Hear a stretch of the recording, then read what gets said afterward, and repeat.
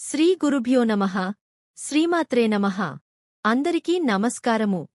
ఇంట్లో ఈశాన్య మూలన ఎలాంటి వస్తువులు పెట్టుకోవచ్చు, అలాగే ఎలాంటి వస్తువులు పెట్టుకోకూడదో ఈ వీడియోలో తెలుసుకుందాం.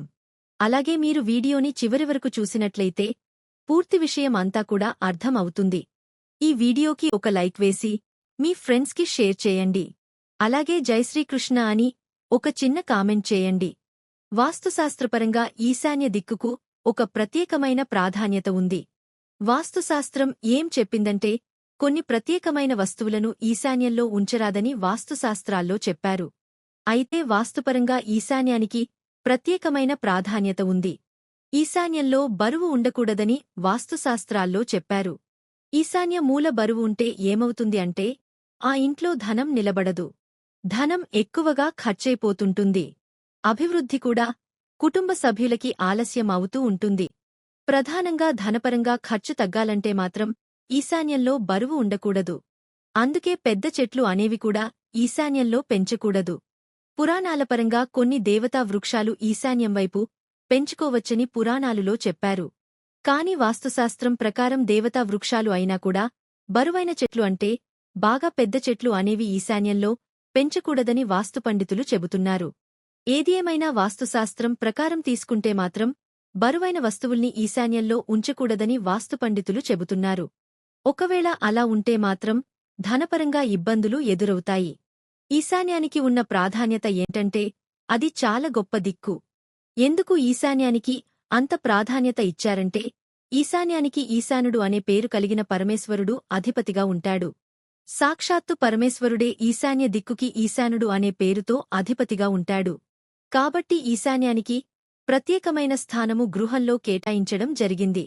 మరి పరమేశ్వరుడికి ప్రియమైన ఈశాన్య దిక్కులో ఏం చేయాలంటే ఒక రాగచెంబును ఏర్పాటు చేసుకోవాలి.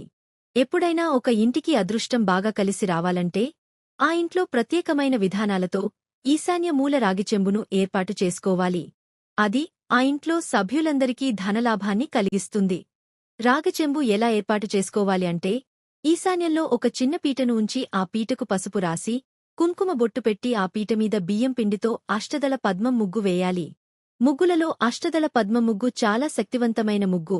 అంటే 8 దళాలు ఉన్నటువంటి ముగ్గు. ఇది లక్ష్మీదేవికి చాలా ఇష్టమైన ముగ్గు.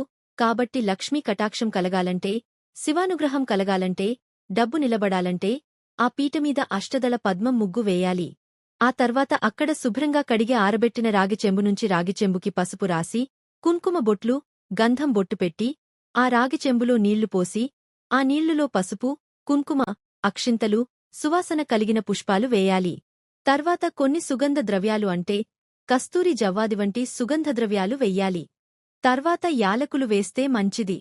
ఇలా ఈ వస్తువులన్నీ కూడా రాగిచెంబులో ఉన్న నీళ్లలో వేసి గురువారం రోజు ఈశాన్యమూల ఇలా ప్రత్యేకంగా రాగిచెంబును ఏర్పాటు చేసుకుని శుక్రవారం, శనివారం, ఆదివారం అలానే ఉంచి సోమవారం రోజు ఆ నీళ్లు ఎక్కడైనా చెట్టు మొదట్లో పోసి మళ్లీ రాగిచెంబును ఏర్పాటు చేసుకోవచ్చు. కాబట్టి ఐశ్వర్యం కలగాలంటే, శివానుగ్రహం కలగాలంటే, లక్ష్మీకటాక్షం కలగాలంటే ఈశాన్య మూల రాగిచెంబును ఏర్పాటు చేసుకోవాలి.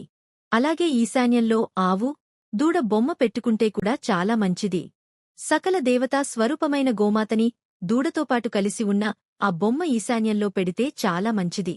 ఈశాన్యంలో ఒక పీటనుంచి ఆ పీటమీద ఆవు దూడ బొమ్మ ఉంచి ప్రతిరోజూ అక్కడ దీపాన్ని వెలిగించుకోవడం లేదా పుష్పాలతో పూజించటం, అక్షింతలతో పూజించినా చాలా మంచిది. ఇంకా ఒక అద్భుతమైన విషయం ఏంటంటే మీకు ఏదైనా కోరిక ఉంటే ఈశాన్యంలో ఆవు, దూడ బొమ్మ ఉంచి కాగితమీద మీ కోరిక రాసి బొమ్మ పాదాల దగ్గర ఉంచి రోజూ ఓం సురభ్యే నమః అనే మంత్రం చదువుతూ పుష్పాలతో అక్షింతలతో 41 రోజుల పూజ చేయండి. ఆ తర్వాత ఆ కాగితాన్ని తీసుకుని వెళ్లి దగ్గర్లో ఉన్న వేపచెట్టు వద్ద కాని లేదంటే రావిచెట్టు వద్దగాని ఉంచి నమస్కారం చేసుకోండి.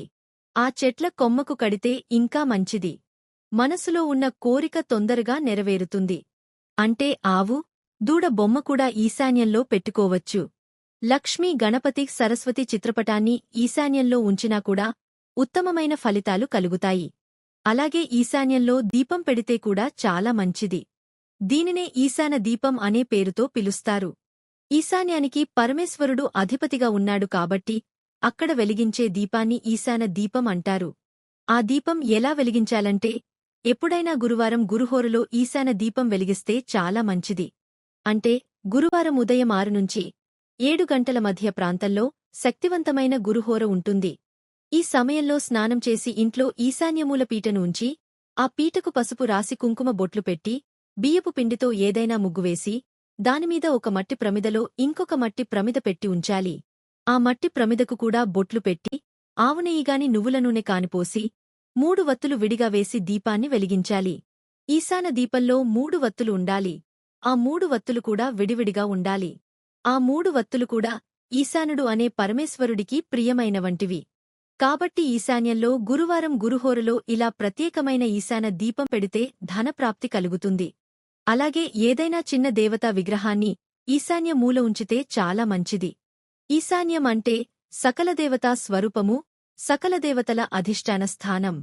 కాబట్టి ఏ దేవుడి విగ్రహమైన చిన్నది అంటే మరి బరువైనటువంటి పెద్ద ఎత్తైన విగ్రహాలు కాకుండా చిన్న విగ్రహం ఈశాన్యమూల ఏర్పాటు చేసుకుంటే అది కూడా అనుకూలమైన ఫలితాలు కలిగింపజేస్తుంది. దేవతా చిత్రపటాలు ఏవైనా సరే ఈశాన్యంలో ఏర్పాటు చేసుకోవచ్చు. వీటన్నిటినీ కూడా ఈశాన్య దిక్కులో ఉంచుకుంటే ఉత్తమ ఫలితాలు కలుగుతాయి. ఈశాన్య దిక్కులో ఎలాంటి వస్తువులు పెట్టకూడదు అంటే ఇనుప వస్తువులు ఈశాన్యంలో పెట్టకూడదు. ఇంట్లో ఇనుప లోహానికి సంబంధించిన వస్తువులు ఈశాన్యమూల పెట్టకూడదు. అలా పెడితే లక్ష్మీ కటాక్షం తగ్గిపోతుంది.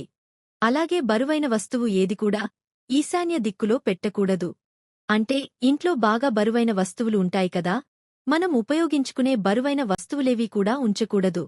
లోహపు వస్తువులు, బరువైన వస్తువులు మాత్రం ఈశాన్యమూల ఉండకూడదు.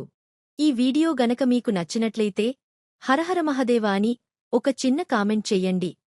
ఈ వీడియో గనుక మీకు నచ్చినట్లయితే ప్లీజ్ లైక్ చేసి మీ ఫ్రెండ్స్కి షేర్ చేయండి. అలాగే మా కొత్త వీడియో మీకు వెంటనే చేరాలంటే మా ఛానల్ను సబ్స్క్రైబ్ చేసుకొని పక్కనే ఉన్నటువంటి బెల్ ఐకాన్ను ప్రెస్ చేయండి. ధన్యవాదములు.